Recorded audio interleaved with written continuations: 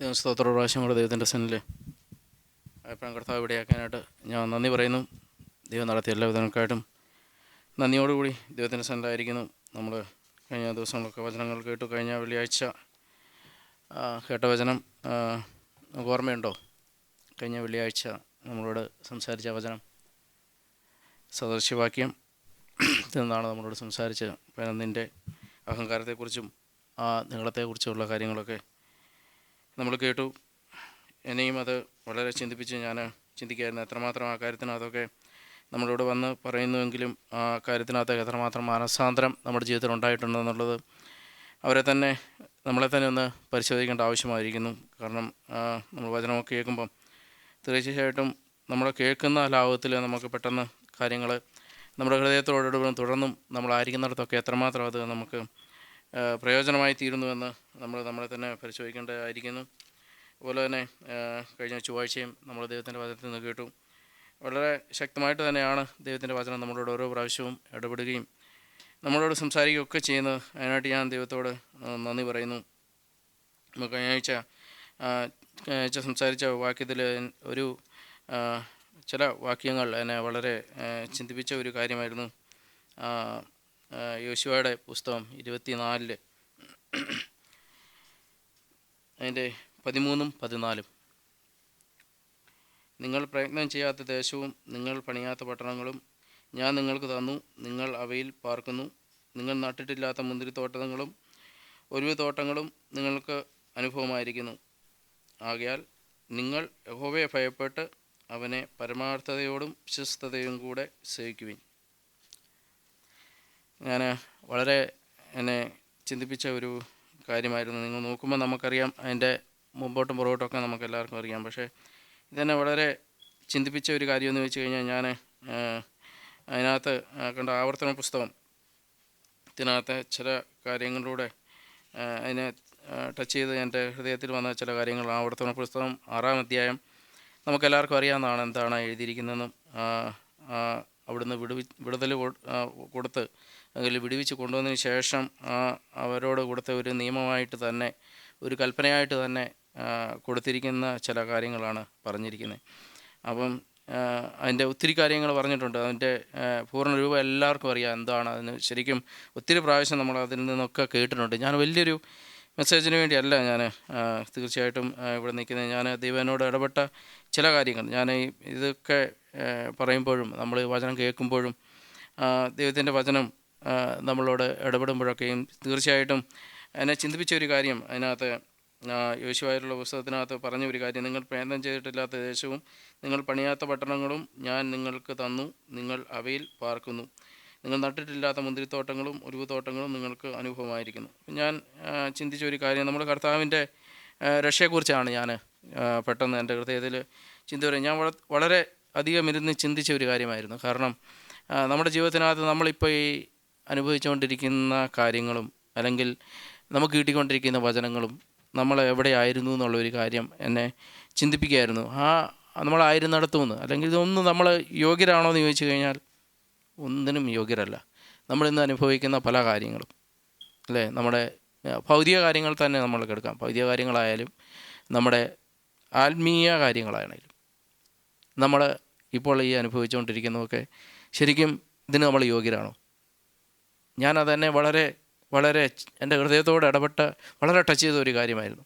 കാരണം ഇതിനൊരു യോഗ്യത എന്ന് പറയുന്നത് നമുക്കുണ്ട്. ഇപ്പോൾ കഴിഞ്ഞ ആഴ്ച വെള്ളിയാഴ്ച വചനം ദൈവത്തിൻ്റെ വളരെ ശക്തമായിട്ട് തന്നെ നമ്മളോട് സദൃശ്യവാക്യം നിന്ന് ഇടപെട്ട് കഴിഞ്ഞപ്പോൾ നമ്മുടെ അഹങ്കാരത്തെക്കുറിച്ചും നമ്മുടെ നീളത്തെക്കുറിച്ചും ഒക്കെ സംസാരിച്ചു.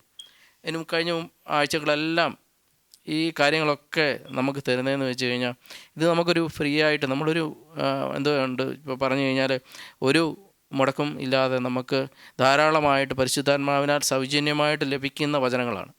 അപ്പോൾ ഈ വചനം നമുക്ക് സൗജന്യമായിട്ട് നമുക്ക് ലഭിക്കുമ്പം നമുക്ക് ഈ വചനം എത്രമാത്രം നമുക്ക് ഒരു കഴുകൽ പ്രാപിക്കാൻ കഴിയുന്നുണ്ടെന്നുള്ളൊരു കാര്യമാണ് എന്നെ വളരെ ചിന്തിപ്പിച്ച ഒരു കാര്യം. അതിനുശേഷം വേറെ ദാനിയേലിൻ്റെ പുസ്തകം അവസാനത്തെ ആ കാര്യം വേറെ ഒന്ന് എടുത്ത് സംസാരിക്കുകയുണ്ടായി. ആ അവസാന ഭാഗം ദാനിയേലിനോട് പറയുന്ന കാര്യം. അപ്പോൾ ഈ കാര്യങ്ങളൊക്കെ നമ്മുടെ ജീവിതത്തിനകത്ത് ഓരോ കാര്യങ്ങളിലൂടെ നമ്മൾ കടന്നു പോകുമ്പോഴും എന്നെ വളരെ അധികം ഈ കാര്യങ്ങളൊക്കെ കടന്ന് ചിന്തിച്ചപ്പോൾ എൻ്റെ ഹൃദയത്തിനകത്ത് ഞാൻ എന്നെ തന്നെ ദൈവത്തിൻ്റെ സന്നിധിയിലേക്ക് സമർപ്പിക്കുകയായിരുന്നു. കാരണം നമ്മൾ ഓരോരുത്തർക്കും നമ്മൾ അറിയിക്കുന്നതിന് അപ്പുറമായിട്ട് അപ്പം ഞാൻ എന്നെ തന്നെയാണ് പല കാര്യങ്ങളും വിലയിരുത്തിയത്. കാരണം എത്രമാത്രം ഞാൻ എവിടെ ആയിരിക്കുന്നു, ഞാൻ ഏത് ലെവലായിരിക്കുന്നു, അത് വീണ്ടും വീണ്ടും അതെന്നെ ചിന്തിപ്പിക്കുവാൻ കർത്താവ് ഇടയാക്കി. ഞാൻ അതിനകത്ത് അവസാനം അതിനകത്ത് യോശുവയുടെ 13 ലാസ്റ്റ് ഇങ്ങനെ എഴുതിയിരിക്കുന്നു: ആകയാൽ നിങ്ങൾ യഹോവയെ ഭയപ്പെട്ട് അവനെ പരമാർത്ഥതയോടും വിശ്വസ്തയോടും കൂടി സേവിക്കുവിൻ. അപ്പം ആ ഒരു കാര്യം, കാരണം എത്രമാത്രം അടിവരയിട്ടാണ് ആ കാര്യം. ആകയാൽ നിങ്ങൾ യഹോവയെ ഭയപ്പെട്ട്, അപ്പോൾ നമ്മൾ ശരിക്കും യഹോവയെ ഭയപ്പെടുന്നുണ്ടോ? ഈ കാര്യങ്ങളൊക്കെ കേൾക്കുമ്പോൾ ഒരു ഭയത്തോടു കൂടി തന്നെ യഹോവ എന്നോട് ഈ പറയുന്ന കാര്യങ്ങളൊക്കെ എനിക്ക് ചെയ്യുവാൻ ഒരു വിശ്വസ്തത, അല്ലെങ്കിൽ പരമാർത്ഥതയോടും വിശ്വസ്തയോടും കൂടി അത്രമാത്രം നമുക്ക് ഈ കാര്യം നമ്മളൊന്ന് ചിന്തിച്ച് നോക്കിയാൽ നമുക്ക് എത്ര ശരിക്കും നമ്മളൊരു എന്താ പറയണ്ടത്, നമ്മൾ മറ്റുള്ളവരെ നമുക്ക് കളിപ്പിക്കാൻ പറ്റും അല്ലേ? നമുക്ക് വിട്ടിരിക്കുന്ന നമ്മുടെ ചുറ്റും ഇരിക്കുന്നവരെയും എൻ്റെ അടുത്തിരിക്കുന്നവരെയും അല്ലെങ്കിൽ നമ്മുടെ സഹോദരന്മാരുടെ അടുത്തിരിക്കുന്നവരെയും നമുക്കെല്ലാവരെയും പറ്റിക്കാൻ കഴിയും. പക്ഷേ ദൈവത്തെ നമുക്ക് പറ്റിക്കാൻ കഴിയുമോ? പറ്റത്തില്ല. അതെന്ന് വെച്ച് കഴിഞ്ഞാൽ ഞാനിന്ന് ഇങ്ങോട്ട് പോരുന്നതിന് കുറച്ച് മുമ്പ് ഒരു 2 മണിക്കൂർ മുമ്പ് എനിക്കൊരു എമർജൻസി പെട്ടെന്ന് ഒരു കോൾ വന്നു. പക്ഷേ എനിക്ക് അറ്റൻഡ് ചെയ്യാതിരിക്കാൻ പറ്റത്തില്ല, അറ്റൻഡ് ചെയ്തേ പറ്റൂ. കാരണം ഞാൻ ആ നിൽക്കുന്നിടത്തെ സ്ട്രീറ്റ് 15-ലാണ്. അപ്പം അത് കേട്ടത് എനിക്ക് ഭയങ്കരമായിട്ട് അസ്വസ്ഥതയായി. ഞാൻ പെട്ടെന്ന് എൻ്റെ ടോട്ടൽ എന്നെ ഇത് ചെയ്ത് കളഞ്ഞു. എനിക്ക് എന്ത് എന്നെ വേർക്കുമായിരുന്നു. കാരണം സംഭവിക്കാത്ത ഒരു കാര്യങ്ങളാണ് അവിടെ നിന്നത്. അപ്പം ഞാൻ പെട്ടെന്ന് അറ്റൻഡ് ചെയ്യാമെന്ന് പറഞ്ഞു. അറ്റൻഡ് ചെയ്തേ പറ്റൂ, അല്ലാണ്ട് വേറെ നിവൃത്തിയില്ല. അപ്പം ചർച്ചിൽ വരണം. ഇത് ഞാൻ വളരെ എന്നെ അസ്വസ്ഥനാക്കിയിട്ട്, ഒരു അസ്വസ്ഥത ഇത്ര അസ്വസ്ഥത എൻ്റെ ജീവിതത്തിൽ വരാത്ത രീതിയിലേക്ക് അസ്വസ്ഥതയായി. അപ്പം ഞാൻ പെട്ടെന്ന് ചാവി എടുത്ത് പെട്ടെന്ന് പോയി അവിടെ ചെന്നു. അപ്പം സെക്യൂരിറ്റി വന്നു. കാര്യങ്ങൾ അത്ര എളുപ്പമല്ല, വളരെ ബുദ്ധിമുട്ടാണ്. അപ്പം എനിക്കറിയാം ഇത് സംഭവം ഇന്നത്തെ ഡ്യൂട്ടി മിക്കവാറും ഇതെന്ത് ചെയ്യുമെന്ന് എനിക്കൊന്നും ചെയ്യാൻ പറ്റില്ല. കാര്യം നമ്മളെ ഹെൽപ്പ് ചെയ്യാനില്ല. അവിടെ ഇട്ടിട്ട് എനിക്ക് പോകാനും പറ്റത്തില്ല. ഒന്നും ചെയ്യാൻ പറ്റാത്തൊരവസ്ഥയിൽ ഞാൻ പെട്ടുപോയി. അപ്പോൾ ഞാനൊരു എന്നെ കഴിയുന്ന പരമാവധിയൊക്കെ ഞാനവിടെ കാര്യങ്ങൾ നോക്കി. അപ്പോൾ എനിക്ക് ഇച്ചിരി സത്യം പറഞ്ഞു കഴിഞ്ഞാൽ ദേഷ്യവും സങ്കടവും എന്താ പറയണ്ടേ, ടോട്ടലി ഞാൻ ഡൗൺ ആയിപ്പോയി. ദേഷ്യവും കൂടെ എൻ്റെ ഇടയ്ക്ക് ഭയങ്കരമായിട്ട്. ആരോടാ ദേഷ്യം എന്ന് ചോദിച്ചു കഴിഞ്ഞാൽ ഇതിങ്ങനെ വന്നതിലുള്ള ദേഷ്യവും, ഇവൻ എന്തിനെ പോയി തുറന്ന് നോക്കിയെന്നുള്ള ഒരു വിഷയം. പിന്നെ ഞാൻ ചിന്തിച്ചു, അവനത് നോക്കിയത് നന്നായി. ഞാനിപ്പോഴാണെങ്കിൽ എന്നെ വിളിച്ചാൽ പോകാതിരിക്കാൻ പറ്റത്തില്ല, പോയേ പറ്റൂ. അപ്പോൾ ഞാൻ അതെല്ലാം എൻ്റെ ഹൃദയത്തിൽ കടന്ന് ഇങ്ങനെ കറങ്ങി. പക്ഷേ ഇതാരെങ്കിലും കാണുന്നുണ്ടോ എന്ന് ചോദിച്ചു കഴിഞ്ഞാൽ ആരും കാണുന്നില്ല. പക്ഷേ കാണുന്ന ഒരാളുണ്ട്, ദൈവമുണ്ട്. അപ്പം ആ ദൈവത്തിൻ്റെ മുമ്പിലാണ് ഞാൻ പെറുകയും അസ്വസ്ഥനാകുകയും വളരെ ബുദ്ധിമുട്ടുകയും ചെയ്തു. പക്ഷേ അവിടെ സംഭവിച്ചതെന്ന് ചോദിച്ചു കഴിഞ്ഞാൽ ഒരു ചെറിയ നഷ്ടമാണ് സംഭവിച്ചത്. പക്ഷേ അത് കാര്യം ക്ലിയറായെന്ന് ചോദിച്ചാൽ കംപ്ലീറ്റ് ആയില്ല. എനിക്ക് രക്ഷപ്പെടാൻ മാത്രം ഉള്ള ഒരു കാര്യം അവിടെ ക്ലിയറായി. അപ്പം ടെമ്പററി ഒരു ആശ്വാസത്തിന് എനിക്കൊരു പ്രോബ്ലം ഉണ്ടാകരുത്, അതിന് വേണ്ടി. അപ്പം ഞാൻ പിന്നെ മേളോട്ട് നമ്മൾ അറിയിക്കേണ്ടിടത്ത് ഉടൻ തന്നെ എൻ്റെ വീഡിയോ കാര്യങ്ങളെല്ലാം എടുത്ത് അപ്പം തന്നെ വിട്ടു. അപ്പം തന്നെ ബാക്കി വർക്ക് ഓർഡർ, അപ്പം തന്നെ നമ്മൾ വർക്ക് ഓർഡർ ഉണ്ടാക്കണം. അപ്പം തന്നെ വർക്ക് ഓർഡർ കാര്യങ്ങളെല്ലാം നടന്നു. പക്ഷേ ഞാൻ അവിടുന്ന് പുറത്തിറങ്ങുമ്പം നോക്കി, ഞാൻ ആദ്യം നോക്കിയത് ചുറ്റും ക്യാമറ ഉണ്ടോ എന്ന് നോക്കുമ്പം അവിടെ ക്യാമറയൊന്നുമില്ല. അപ്പം എൻ്റെ ഹൃദയത്തിൽ ക്യാമറ ഉണ്ടോ എന്ന് ചോദിച്ചാൽ ഞാൻ ഇച്ചിരി മുഖത്തിൻ്റെ ഇതൊക്കെ അങ്ങ് മാറി, എന്നെ അങ്ങ് ഫുള്ളായിട്ട് വേർത്തു. അപ്പം ഞാൻ ക്യാമറയിലോട്ട് നോക്കിയപ്പോൾ ക്യാമറയൊന്നും ഇതിനകത്തില്ല. അപ്പോൾ കഴിഞ്ഞപ്പോൾ ഒരാശ്വാസം. അത് കഴിഞ്ഞപ്പം പുറത്തിറങ്ങിയപ്പോൾ എൻ്റെ ഹൃദയത്തിനകത്ത് ഭയങ്കര അസ്വസ്ഥത. ഇതെല്ലാം കണ്ടത് ആരാണ്?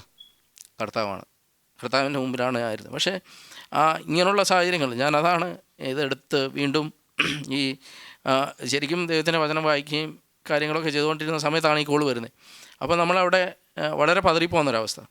പക്ഷേ എനിക്കത് അതിനകത്തൊരു ഇത് വന്നെന്ന് ചോദിച്ചു കഴിഞ്ഞാൽ പൂർണ്ണമായിട്ടും ദൈവത്തിൽ ആശ്രയിക്കാൻ പറ്റുമെന്ന് ചോദിച്ചു കഴിഞ്ഞാൽ ഇല്ല. പക്ഷേ കർത്താവാണ് സഹായിച്ചതെന്ന് ചോദിച്ചാൽ കർത്താവ് തന്നെയാണ് സഹായിച്ചതും, കർത്താവാണ് അവിടുന്ന് രക്ഷപ്പെടുത്തിയത്, ഒക്കെ ശരിയാണ്. പക്ഷേ അവിടെ ഞാൻ അവിശ്വസ്തനാണോ എന്ന് ചോദിച്ചു കഴിഞ്ഞാൽ അവിശ്വസ്തത എൻ്റെ ജീവിതത്തിലുണ്ടായി. എനിക്ക് വളരെ പ്രയാസം, ബുദ്ധിമുട്ട്. ഞാൻ ആ സമയത്ത് ഈ കാര്യങ്ങളെല്ലാം പെട്ടെന്ന് എൻ്റെ ഹൃദയത്തിലൂടെ കടന്നുപോയി. എന്താണ് കഴിഞ്ഞ ആഴ്ച നമ്മൾ കേട്ടത്? ഇത്രയൊരു സാഹചര്യം, ഇതിലും കൂടുതൽ സാഹചര്യം എൻ്റെ ജീവിതത്തിൽ വന്നു. ഞാൻ അവിടേക്കും കർത്താവിനെ സഹായിച്ച് ഞാൻ നിന്നതല്ല, കർത്താവാണ് എന്നെ നിർത്തിയത്. അപ്പം ഞാനിത് പറയാനുണ്ടായ കാരണം നമ്മൾ അങ്ങനെയുള്ള കാര്യങ്ങളോട് കടന്നു പോകുമ്പോഴും നമ്മൾ എത്ര വിശ്വസ്തരായിട്ട് വളരെ കർത്താവിൽ ഏൽപ്പിച്ചിട്ട് ആ കാര്യം ചെയ്യാനുള്ള ഒരു മാനസികാവസ്ഥ ആ സമയത്ത് വരാത്തതിലുള്ള ഒരു വിഷമം എൻ്റെ ഹൃദയത്തിൽ, അതാണ് എന്നെ വളരെ അസ്വസ്ഥനാക്കിയത്. അപ്പം നമ്മളെ ഈ കേൾക്കുന്ന വചനം ഇത് എത്രമാത്രം നിമിഷ നേരം മതി നമ്മുടെ. പക്ഷേ നമ്മൾ കർത്താവിനോട് ക്ഷമിക്കുന്നു, കർത്താവെ ക്ഷമിക്കണം, നീ എന്നെ സഹായിച്ചു, ഇല്ലെങ്കിൽ എനിക്ക് വരാൻ പറ്റത്തില്ലായിരുന്നു, എല്ലാം ശരിയാണ്. പക്ഷേ അങ്ങനെ ആയിരിക്കുമ്പോഴും നമ്മുടെ ഹൃദയത്തിൻ്റെ ആ സ്വസ്ഥത നഷ്ടപ്പെടുന്ന ആ ഒരു സാഹചര്യം, പക്ഷേ അതങ്ങനെ ഉണ്ടാകാൻ പാടില്ല എന്നുള്ളൊരു കാര്യം ദൈവം എന്നെ ബോധ്യമാക്കി. അപ്പം അതിനകത്ത് ഞാനപ്പോൾ ഒത്തിരി കാര്യങ്ങൾ പുറകോട്ട് ചിന്തിക്കുകയും അതിൻ്റെ ഇടയ്ക്ക് മറ്റേ ആ മരിച്ചുപോയ സാമ്പ്രദറിൻ്റെ ഫ്യൂണൽ അതും ഞാൻ കാണുന്നുണ്ട്, ഇടയ്ക്കിടയ്ക്ക് ഇങ്ങനെ കണ്ടുകൊണ്ടിരിക്കുന്നു. അപ്പോൾ ഇതിൻ്റെ എല്ലാ ഇടയിലൂടെയാണ്. അപ്പോൾ അതൊരു വിഷമവും ഹൃദയത്തിനകത്തൊരു ടെൻഷനും അവരുടെ കാര്യങ്ങളൊക്കെ കണ്ടപ്പോൾ അതും ഒരു സൈഡിൽ കൂടെ നടക്കുന്നു, ഒരു സൈഡിൽ കൂടെ വചനം വായിച്ചുകൊണ്ടിരിക്കുന്നു. അതിൻ്റെ ഇടയ്ക്ക് ആണ് ഈ ഒരു കാര്യം നടക്കുന്നത്. അപ്പം ഞാനിത് പറയാനുള്ള കാരണം, കർത്താവിൽ എത്രമാത്രം നമ്മൾ മുറുകെ പിടിക്കണം, കർത്താവിനെ എത്രമാത്രം നമ്മൾ കർത്താവിൻ്റെ സന്നിധിയിൽ ജാഗരൂകരായിരിക്കണം എന്നുള്ളൊരു കാര്യം. കാരണം ചിലപ്പം കർത്താവിനോട് പറയുമായിരിക്കാം, മോനെ സാരമില്ല, ഓക്കെ, കാര്യങ്ങളെല്ലാം പെർഫെക്റ്റായി, നിനക്ക് ചെയ്യേണ്ട കാര്യങ്ങളൊക്കെ ചെയ്തു തന്നു, ഓക്കെ, ദൈവത്തിൻ്റെ സന്നിധിയിൽ എത്തുവാനും പ്രാർത്ഥിപ്പാനും പാടുവാനും ഒക്കെ അവസരങ്ങളൊക്കെ കർത്താവ് തന്നു, അതിലൂടെ കടന്നു പോയെങ്കിലും കുഴപ്പമില്ല, ആശ്വസിപ്പിക്കുന്ന ഒരു പിതാവ് നമുക്കുണ്ട്. പക്ഷേ ആ ഒരു കാര്യത്തിന് പോലും കർത്താവിൻ്റെ സന്നിധിയിൽ, കാരണം അത്രമാത്രമാണ് നമുക്ക് വചനങ്ങൾ തന്ന ദൈവം നമ്മളെ നടത്തുന്നത്, അല്ലേ? അത്രമാത്രം വചനങ്ങൾ തരികയും നമുക്ക് മറ്റുള്ള സ്ഥലങ്ങളിൽ കിട്ടാത്ത തരത്തിലുള്ള വചനങ്ങളും മെസ്സേജുകളും നമ്മുടെ ഹൃദയത്തിൽ കിട്ടുകയും പരിശുദ്ധാത്മാവിനെ എങ്ങനെ പരിശുദ്ധാത്മാവിൽ നടക്കണം ഇതെല്ലാം നമ്മളോട് അനുദിനം നമ്മളോട് സംസാരിച്ചു കൊണ്ടേ ഇരിക്കുകയാണ്.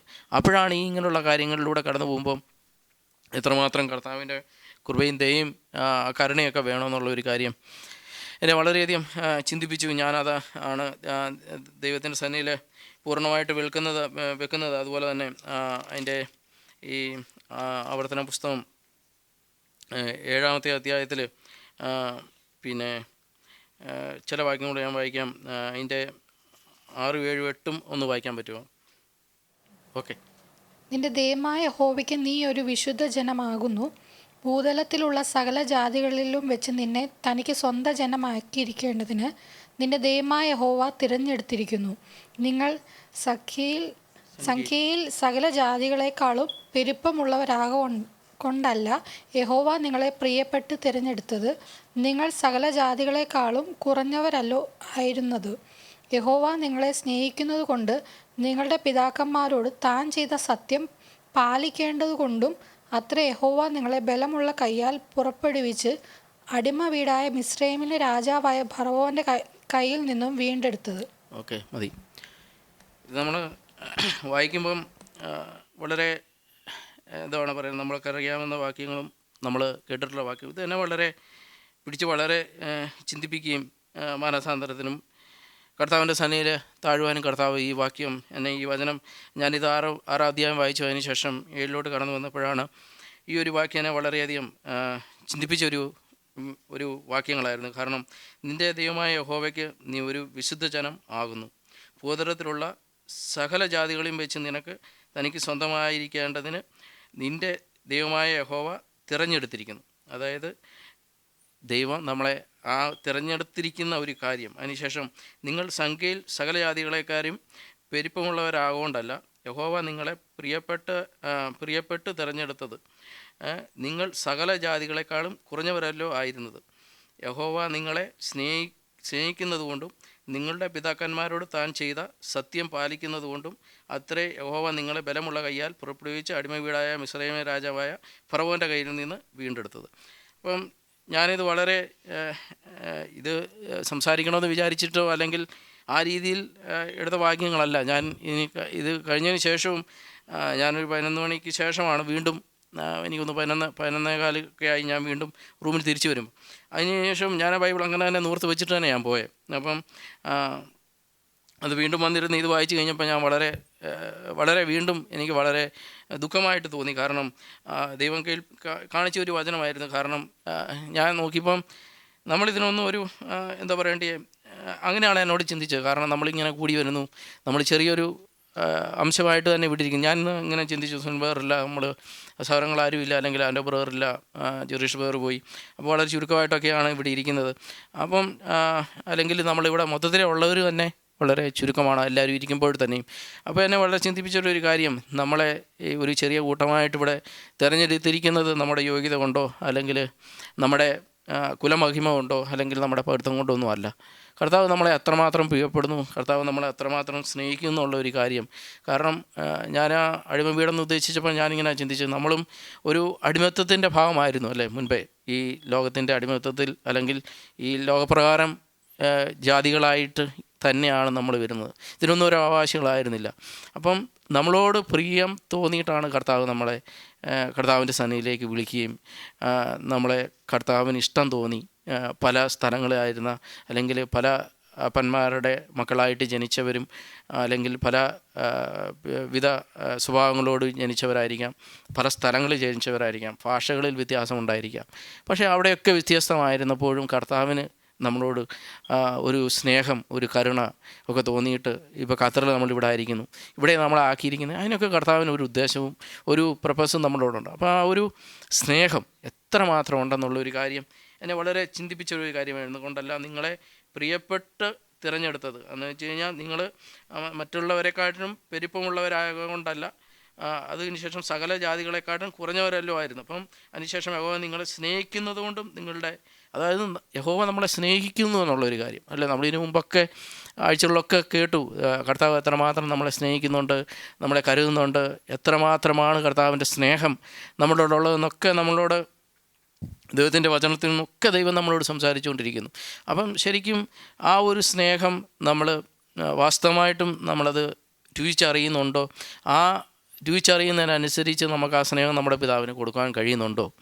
അല്ലെങ്കിൽ ആ ഒരു സ്നേഹം നമ്മൾ തിരിച്ച് കർത്താവിനോട് എത്രമാത്രമാണ് നമുക്ക് ആ ഒരു സ്നേഹം നമുക്ക് കൊടുക്കാൻ കഴിയുന്നുള്ള ഒരു കാര്യം ചിന്തിക്കുകയായിരുന്നു. കാരണം ഇത് ഞാൻ ചിന്തിച്ച് കഴിഞ്ഞപ്പം ഞാൻ വളരെ എന്താ പറയേണ്ടത്, കർത്താവിൻ്റെ സന്നിധിയിൽ താഴുക അല്ലാണ്ട് ഞാൻ നോക്കുമ്പോൾ ഒന്നുമില്ല, എല്ലാം സീറോ ആയിട്ടാണ് എനിക്ക് തോന്നിയത്. കാരണം കർത്താവ് നടത്തിയതൊക്കെ നോക്കുമ്പോൾ എൻ്റെ ഹൃദയത്തിലൂടെ പെട്ടെന്ന് ഞാൻ അസ്വസ്ഥനായി, ഒരു കോപം എൻ്റെ ഹൃദയത്തിൽ വന്നു. ഇതെല്ലാം ഹൃദയത്തിലൂടെ അല്ലെങ്കിൽ പല സമയങ്ങളിലും ഇങ്ങനെയൊക്കെ എന്തുകൊണ്ടാവുന്നു? അപ്പം ഞാൻ ചിന്തിച്ച്, ഞാൻ ശരിക്കും കർത്താവിനെ പിടിക്കപ്പെട്ടിട്ടില്ല, എന്താണ് പറ്റിയത്?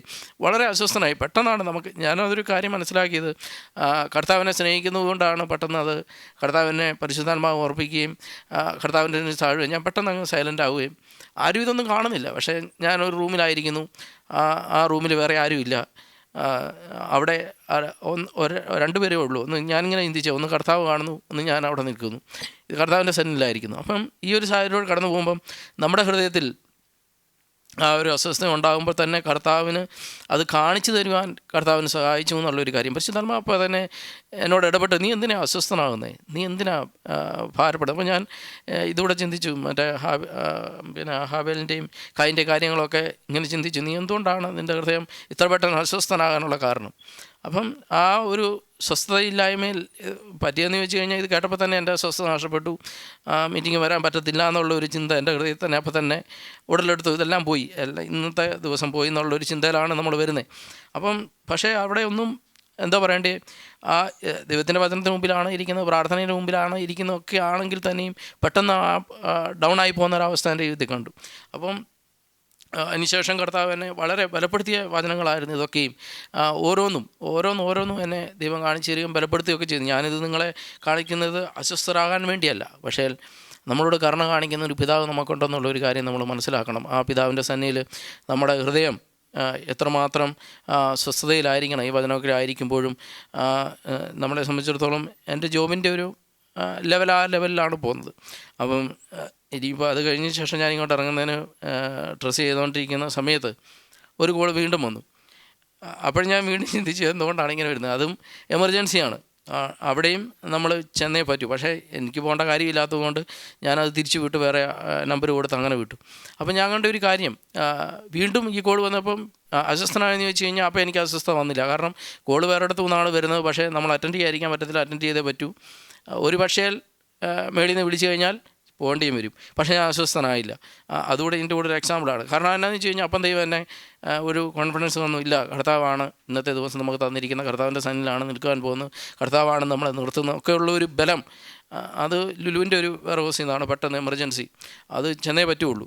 അത് അപ്പോൾ തന്നെ ഞാൻ പറഞ്ഞു, ഇത് എൻ്റെ ഡ്യൂട്ടി അല്ല, പക്ഷേ നിങ്ങൾക്ക് വേണ്ട സഹായങ്ങൾ ഞാൻ ചെയ്തു തരാം. അപ്പോൾ തന്നെ വേണ്ട കാര്യങ്ങളൊക്കെ അവർക്ക് ചെയ്തു കൊടുത്തു.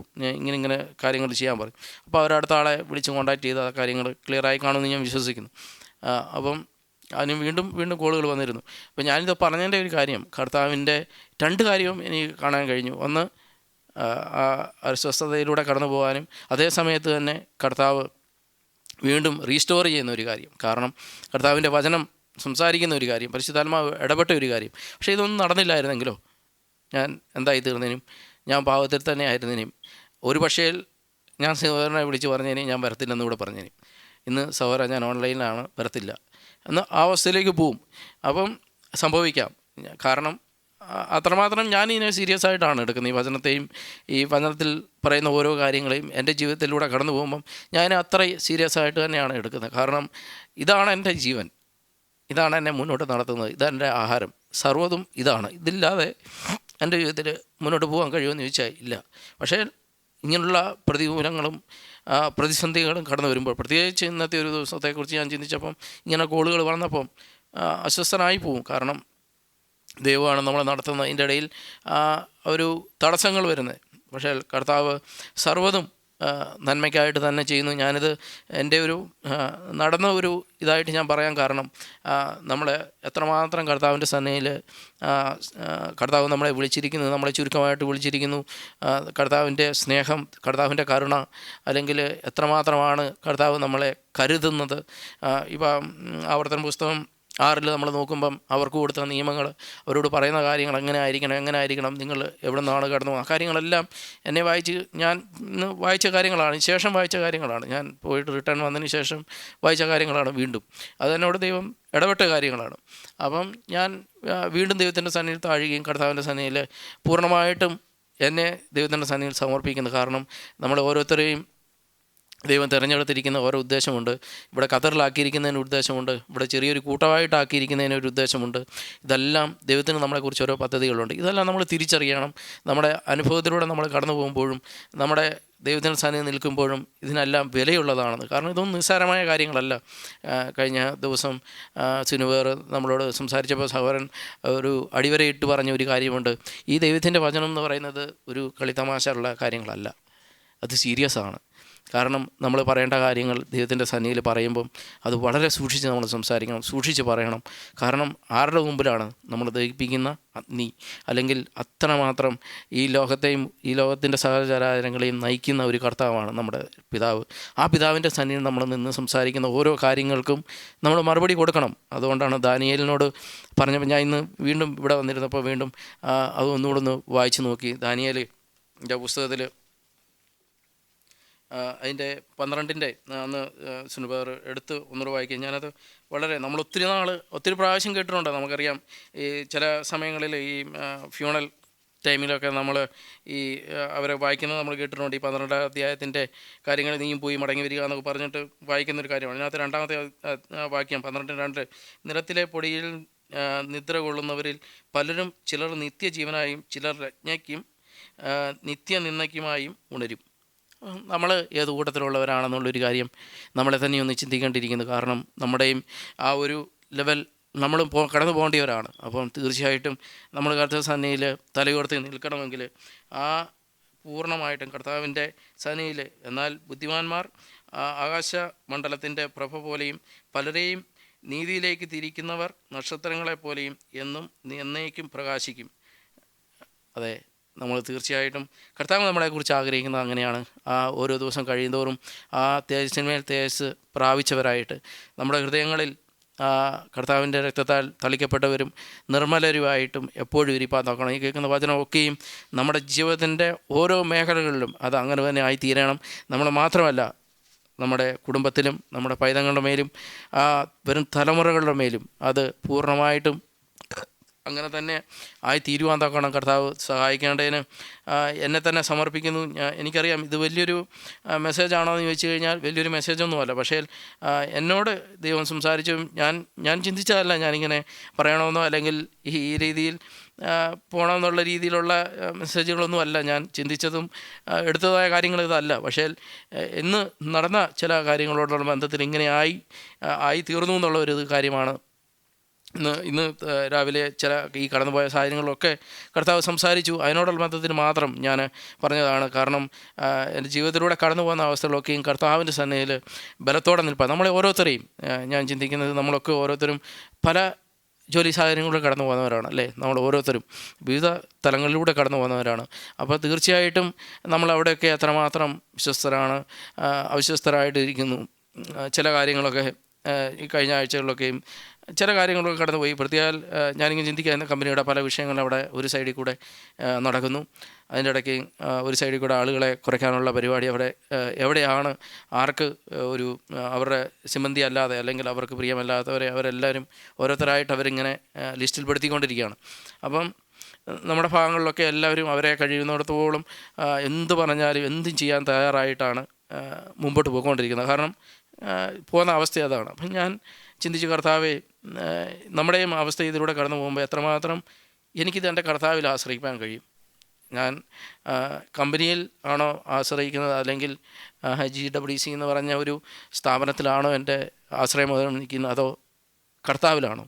ഞാൻ പറഞ്ഞൊരു കാര്യം, കർത്താവേ നീയാണ് ഇവിടെ ആക്കിയിരിക്കുന്നത്. നീ ആക്കിയിരിക്കുന്നിടത്തു നിന്ന് ആർക്കും പറിച്ചു കളയണമെങ്കിൽ മേളിൽ നിന്നൊരു ഉത്തരവില്ലാതെ നമുക്ക് ആർക്കും, നമ്മളെല്ലാവരും അത് തന്നെ, നമ്മളെവിടെ ആയിരിക്കുന്നത്, നമ്മൾ എല്ലാവരും ആ സിറ്റുവേഷനിലൂടെ കടന്നു പോകുന്നവരാണ്. അപ്പം എനിക്കൊന്നും ഒരു ഉറപ്പ്, ഞാൻ ഈ കഴിഞ്ഞ ദിവസങ്ങളെ പല ഇൻസ്പെക്ഷനും കാര്യങ്ങളൊക്കെ പലയിടത്തും കടന്നു പോകുമ്പം പലയിടത്തും നമ്മളെ ഹിറ്റ് ചെയ്യുന്ന പല കാര്യങ്ങളും ഇതിനിടയിൽ വരുന്നുണ്ട്. അപ്പോൾ അതിൻ്റെ കൂടെ ഒക്കെ കടന്നു പോകുമ്പോഴും അപ്പോഴും ഞാൻ കാണുന്ന ഒരു കാര്യം, കർത്താവ് അറിയാതെയല്ല, കർത്താവ് അറിഞ്ഞ് തന്നെയാണ്. അതെ, ഇവിടെ ഈ ഖത്തറിൻ്റെ പ്രദേശത്ത് നമ്മൾ എത്ര നാളായിരിക്കണം, എങ്ങനെയായിരിക്കണം എന്ന് കർത്താവാണ് തീരുമാനിക്കുന്നത്. അതിനപ്പുറത്തോട്ട് ഒരധികാരികൾക്കോ അല്ലെങ്കിൽ ഒരു കമ്പനിയുടെ ഓണേഴ്സിനോ നമ്മളെ അവിടുന്ന് പറിച്ചു കളയാൻ കഴിയത്തുമില്ല. കർത്താവിന് നമ്മളെ ഇവിടെ ആക്കിയിരിക്കുമ്പം കർത്താവിന് നമ്മളെക്കുറിച്ച് ചില ദൗത്യങ്ങളുണ്ട്, ചില കാര്യങ്ങൾ നമ്മളെക്കുറിച്ച് കർത്താവ് ആഗ്രഹിക്കുന്നുണ്ട്. ആ ആഗ്രഹം കർത്താവ് നമ്മൾ വിശ്വസ്തരാണെങ്കിൽ, അതിനകത്തൊരു കാര്യമുണ്ട്, നമ്മൾ വിശ്വസ്തരാണെങ്കിൽ ആ കാര്യം നമ്മളിലൂടെ തന്നെ കർത്താവ് ഇവിടെ നിവർത്തിക്കുക തന്നെ ചെയ്യും. അത് കർത്താവിൻ്റെ പദ്ധതിയാണ്. അപ്പം ആ ഒരു കർത്താവിൻ്റെ സന്നിധിയിൽ എന്നെ തന്നെ താഴ്ത്തുന്നു. നമ്മളെല്ലാവരെയും കർത്താവ് സഹായിക്കട്ടെ. കാരണം കർത്താവിന് ഇതിൻ്റെ മുമ്പിലെല്ലാം ഒരു പദ്ധതിയുണ്ട്. അവിടെയെല്ലാം വിശ്വസ്തരായിട്ട് നിൽപ്പാൻ, ഈ കേൾക്കുന്ന വചനങ്ങളൊക്കെ നമ്മുടെ ജീവിതത്തിൽ അനുസരിപ്പാൻ, ആ ഒരു വിശ്വസ്തത നമ്മളെ തന്നെ ഏൽപ്പിച്ചു കൊടുക്കുക കർത്താവിൻ്റെ സന്നിധിയിൽ. അതെ, വീണ് പോകുമ്പോഴും നമുക്ക് ഓടി, ഞാൻ ഇന്ന് കണ്ട ഒരു കാര്യം, ആ ഒരു കാര്യം വന്നപ്പോൾ എൻ്റെ ഹൃദയത്തോട് ആത്മാവ് സംസാരിച്ചപ്പോൾ ഞാൻ ചിന്തിച്ചൊരു കാര്യം, ആ പരിശുദ്ധാത്മാവിൻ്റെ ശക്തി എത്രമാത്രം ഉണ്ടെന്നുള്ളൊരു കാര്യം. അതിനുവേണ്ടിയാണ് നമുക്കൊരു കാര്യസ്ഥനെ അവൻ തന്നത്, നമ്മുടെ ഹൃദയത്തിൻ്റെ ഉള്ളിലാക്കി അവൻ്റെ ആത്മാവിനെ തന്നതിൻ്റെ ഒരു കാര്യം. ഈ ഒരു അവസ്ഥയിലൊക്കെ നമ്മളെല്ലാവരും കടന്നു പോകുന്നവരാണ്. അപ്പോൾ അവിടെയൊക്കെയും നമ്മളെ നിലനിർത്തുന്നത് പരിശുദ്ധാത്മാവാണ്. അപ്പോൾ ആ പരിശുദ്ധാത്മാവിൻ്റെ സന്നിധിയിൽ നമ്മളായിരിക്കുമ്പോൾ തീർച്ചയായിട്ടും നമ്മൾ കടന്നു പോകുന്ന എല്ലാ മേഖലകളിലും കർത്താവ് നമ്മളെ നിലനിർത്തും. പ്രത്യേക ആത്മീയമായ എല്ലാ വിഷയങ്ങളുടെ മേലും നമ്മൾ മുന്നോട്ട് പോകാൻ വേണ്ടി കർത്താവ് ഇട്ട് തരുന്ന ഓരോ വചനങ്ങളും അതിനനുസരിച്ച് സൗരങ്ങളെ നമ്മളോട് ഇവിടെ നിന്ന് ഓരോ കാര്യങ്ങളും ഇതിന് മുമ്പിൽ വന്ന് ചിലർക്ക് കിട്ടുന്ന ഓരോ ചില വാക്യങ്ങളായിരിക്കാം, ചിലപ്പോൾ ചില വാക്യങ്ങളായിരിക്കാം, ഇതെല്ലാം നമ്മളെ ബലപ്പെടുത്തുകയും ഇതെല്ലാം നമ്മൾ ഏറ്റെടുക്കുന്നതിനനുസരിച്ചിരിക്കും. നമ്മൾ ഇതിനെ തള്ളിക്കളയുന്നെങ്കിൽ നമുക്കിതൊന്നും ചെയ്യാൻ പറ്റത്തില്ല. കാരണം ദൈവത്തിൻ്റെ വചനം നമ്മളെ എങ്ങനെയാണ് ഇതിനെ ഇത് ചെയ്യുന്നത്, നമ്മൾ ഏറ്റെടുക്കുന്നതിനനുസരിച്ചാണ്. അതിനെ നമ്മൾ തള്ളിക്കളയുകയാണെങ്കിൽ, ലാഘവത്തോടെയാണ് കാണുന്നെങ്കിൽ, ഇത് നമ്മൾ എത്ര കേട്ടിരിക്കുന്നു, നമുക്കറിയാം ഇത് ഞാനിങ്ങനെയൊക്കെ ചെയ്തെങ്കിൽ എനിക്ക് പോകാൻ പറ്റുള്ളൂ എനിക്കറിയാം, പിന്നെ ഇതൊക്കെ കേൾക്കാം, മൂളാം, ചിരിക്കാൻ പോകാമെന്നല്ല, അങ്ങനെയല്ല. എന്നെ സംബന്ധിച്ചിടത്തോളം ഞാൻ ചിന്തിക്കുന്നത് നമ്മുടെ ഓരോ കാര്യങ്ങളും മുന്നോട്ട് പോകുന്നത് കർത്താവിൻ്റെ പദ്ധതിക്ക് അനുസരിച്ച് തന്നെയാണ്. അങ്ങനെ തന്നെ ആയിരിക്കും. അതിനെ ആ രീതിയിൽ നമ്മൾ ഏറ്റെടുത്താൽ, എല്ലാ ഏറ്റെടുക്കുന്ന വചനത്തിനനുസരിച്ച് തന്നെ കർത്താവ് നമ്മളോട് പ്രവർത്തിക്കും. കർത്താവ് നമ്മളെ സഹായിക്കട്ടെ. കർത്താവ് എല്ലാ നന്മയ്ക്കാണ് ദൈവത്തിന് നന്ദി പറയുന്നു. ആമേൻ.